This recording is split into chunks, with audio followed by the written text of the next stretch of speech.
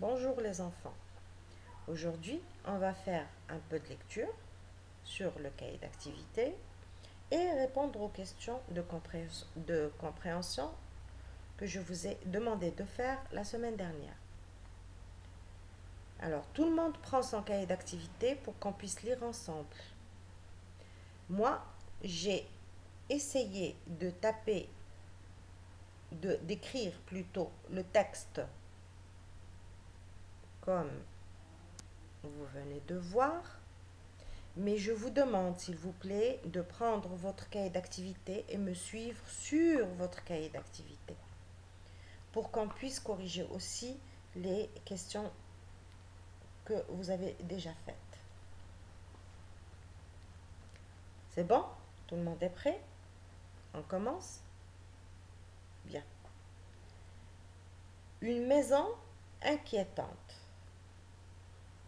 Après avoir accompagné chez lui un vieil homme qui marchait seul au bord de la route, Thomas et sa mère sont tombés en panne de voiture au milieu de la campagne. Elle lui demande de retourner chez le vieil homme pour qu'il les aide.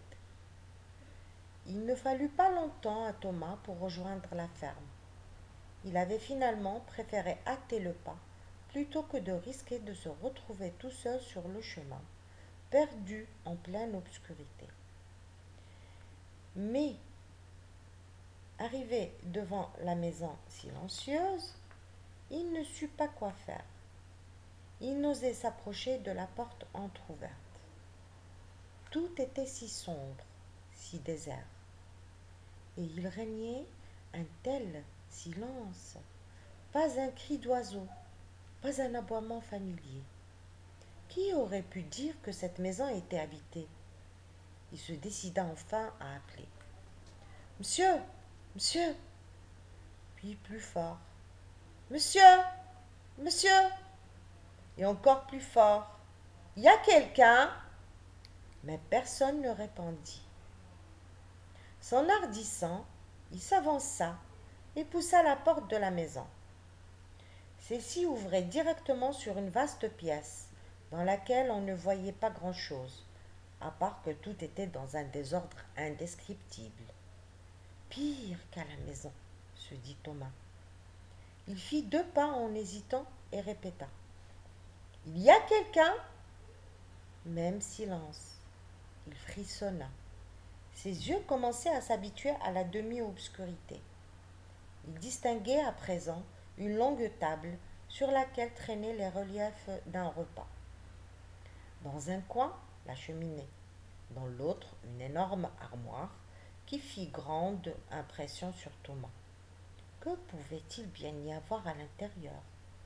Les 7 femmes de barbe bleue? Il préféra ne pas aller vérifier.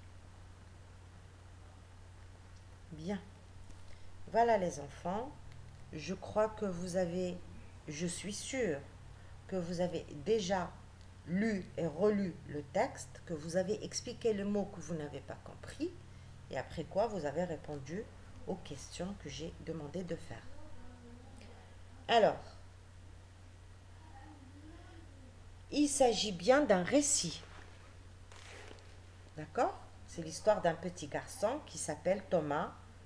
Il part en forêt en voiture avec sa maman et tout à coup, la voiture tombe en panne après avoir déposé un autostoppeur, un vieil homme chez lui. Et après quoi, les ennuis commencent.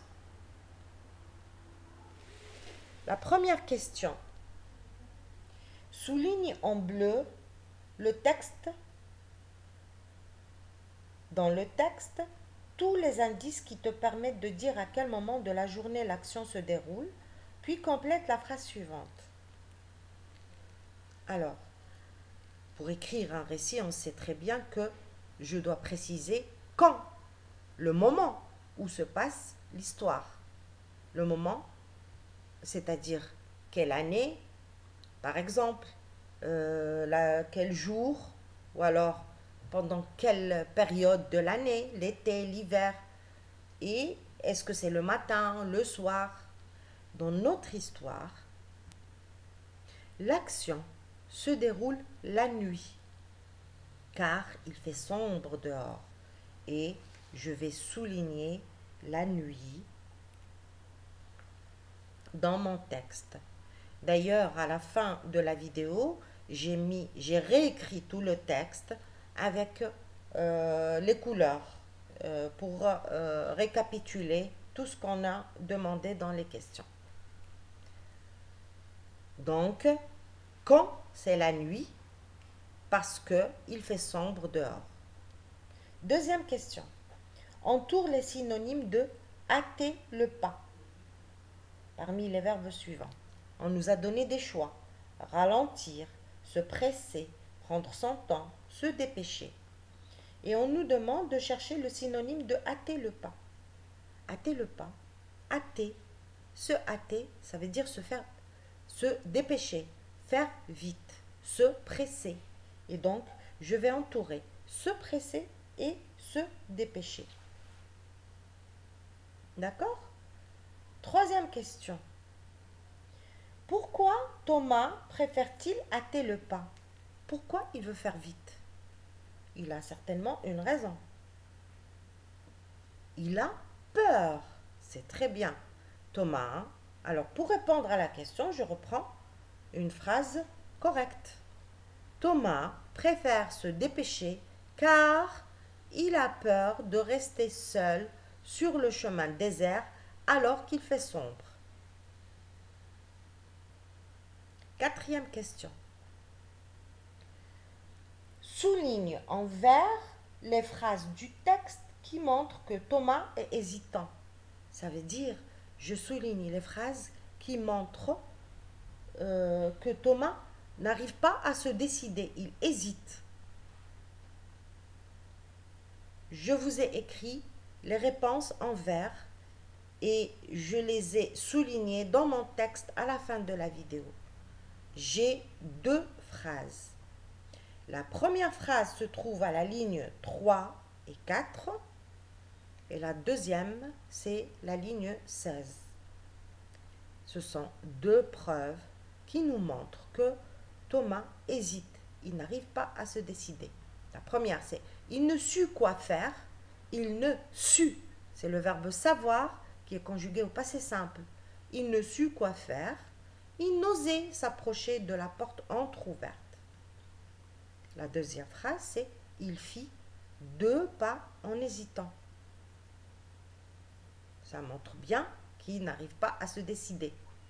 Il fit, c'est le verbe faire au passé simple. Cinquième question. Pourquoi Thomas crie-t-il de plus en plus fort? À votre avis, quand est-ce qu'on commence à crier de plus en plus fort en général? Et ce qui est le cas pour Thomas. Thomas crie de plus en plus fort parce que personne ne lui répond. C'est normal.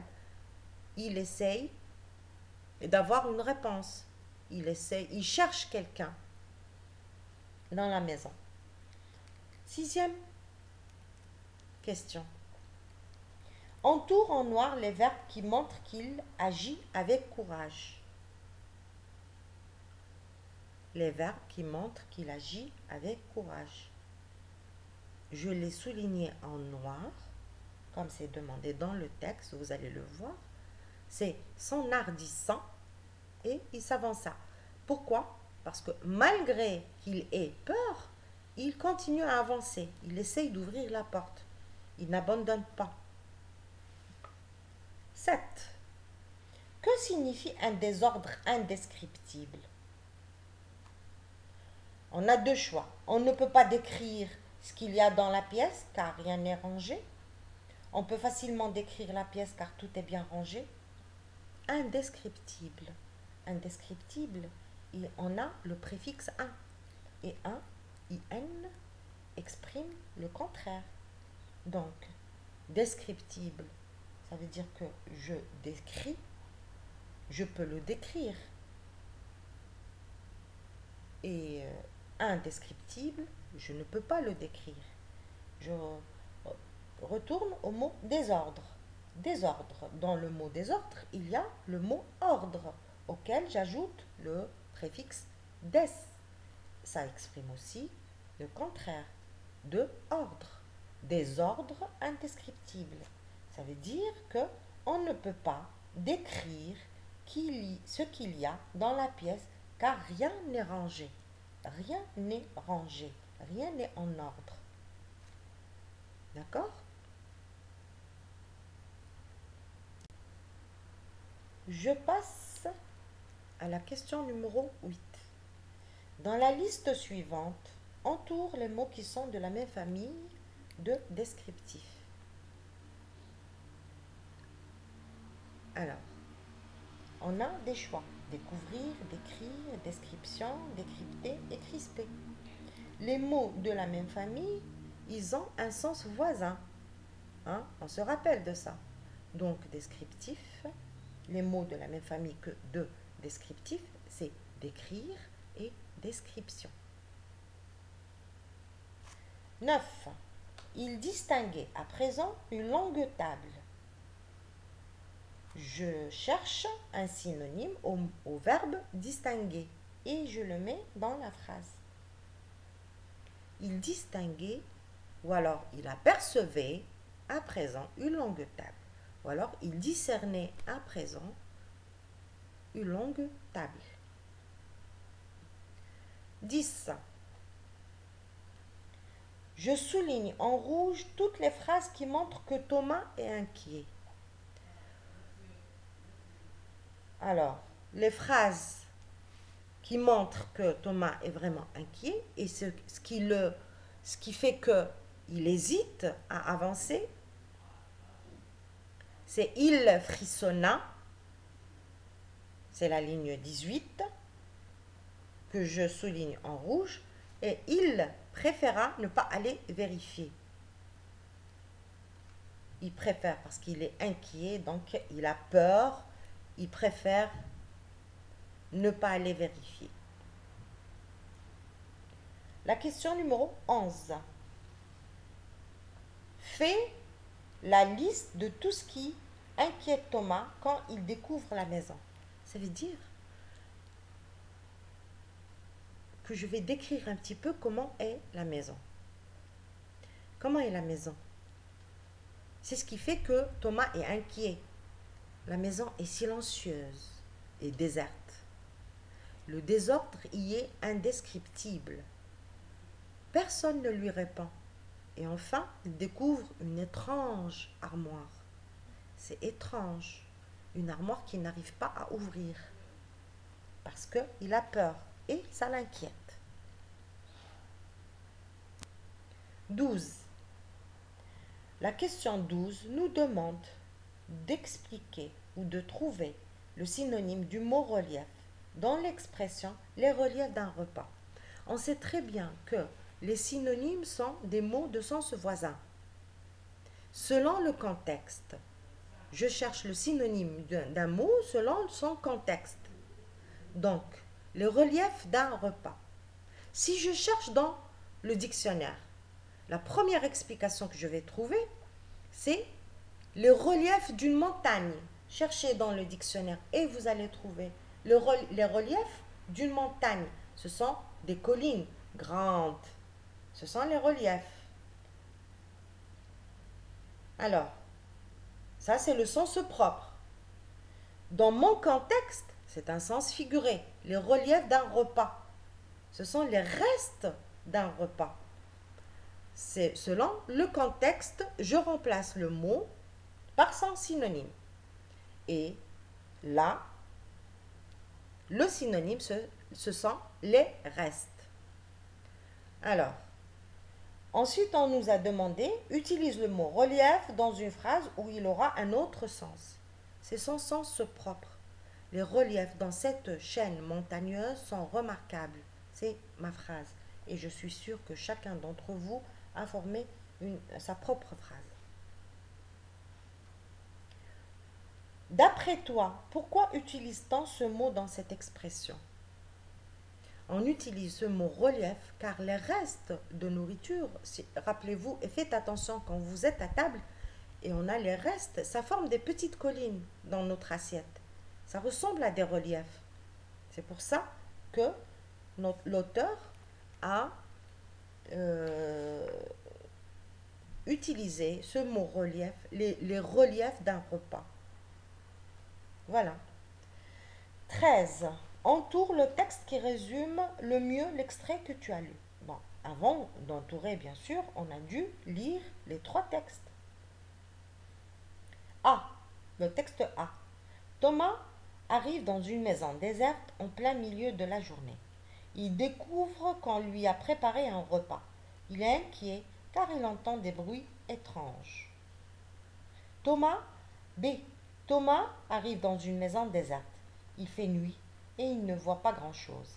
Il est inquiet car tout est désert. La maison est encore plus désordonnée que la sienne. C. Thomas arrive dans une maison déserte. Il fait nuit, mais il arrive à voir ce qui l'entoure.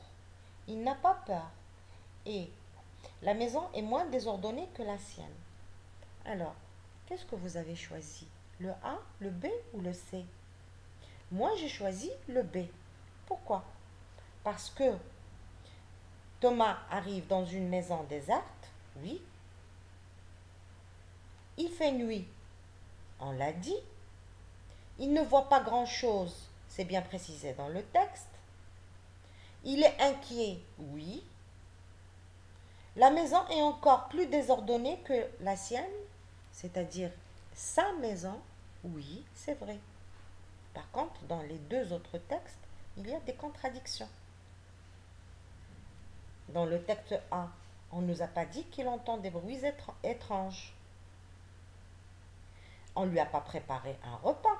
Il a trouvé des reliefs de repas. Dans le texte C, la maison est moins désordonnée que la sienne. C'est pas vrai. La maison est beaucoup plus désordonnée que la sienne. Il arrive à voir ce qui l'entoure? Non, c'est pas vrai. Il faisait noir. Donc, je vais entourer le texte B. Corrigez, s'il vous plaît. Je vous embrasse tous et à très très bientôt.